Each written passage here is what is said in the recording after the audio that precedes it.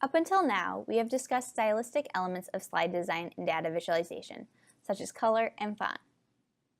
Now, however, we are going to talk about how to convey your main ideas in a visually appealing and easy-to-digest manner for your audience. This first video, emphasizing key ideas with text, will address using bullet points, bolding words, enlarging key numbers and statistics, coloring, and footers. Each slide presented to you in this video is a mock slide that uses multiple effective slide design techniques. I recommend that you pause the video when you come across each new slide so you have a chance to take in all of its elements. This slide demonstrates how to effectively use bolding and coloring. Please pause the video now to read the slide before continuing. Alright, now bolding, when used sparingly, is an extremely effective way to communicate importance to your audience. Consider bolding keywords or phrases on your slides, but avoid bolding entire sentences. Bolding entire sentences defeats the purpose of highlighting key pieces of information. On this slide, bolding is used in conjunction with font coloring. The phrase, "a mobile app," and the words discover, save, and rate are all bolded and colored in a navy accent. Notice how the coloring coincides to the color scheme already established on the slide. Additionally, notice the parallelism that exists between discover, save, and rate. These words are all command verbs. Parallelism throughout all your slides enhances readability and comes across as more polished and professional. This slide demonstrates how to avoid using bullet points. Please pause the video now to read the slide. Alright, now this slide is effective because it is successfully communicating the company's flavors without the use of bullet points. Generally speaking, you want to avoid using bullet points on your slide to communicate your key pieces of information. Why? Bullet points are often viewed as just a quick and easy way to slap content onto a slide without much thought of what you want your audience to really focus in on. This slide demonstrates enlarging key numbers and statistics. Pause now to read the slide.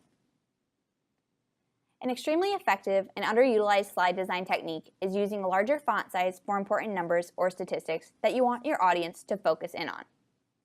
When you put a large stat on your slide, you should enlarge that number, and beneath it, in a smaller font, provide some sort of annotation or caption that further explains the number.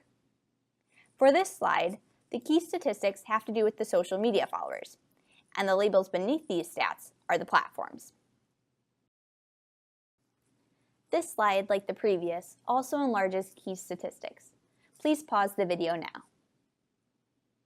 Now with this slide in particular, I want you to focus on the captions presented to the right of the 33% and the 70%. Notice how these captions have a parallel structure. Each caption begins with "of online shoppers." This structure indicates to your audience that the slide should be read as 33% of online shoppers surveyed would spend additional money for ethically sourced clothing. Especially when using this enlarging key statistics technique, is it important to ensure that your captions are parallel. Also take note of the fonts being used on this slide. The header and the statistics are both sans serif fonts, whereas the captions are a serif font.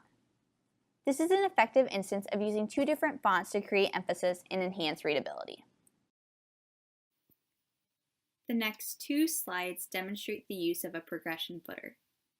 Please pause after the next slide.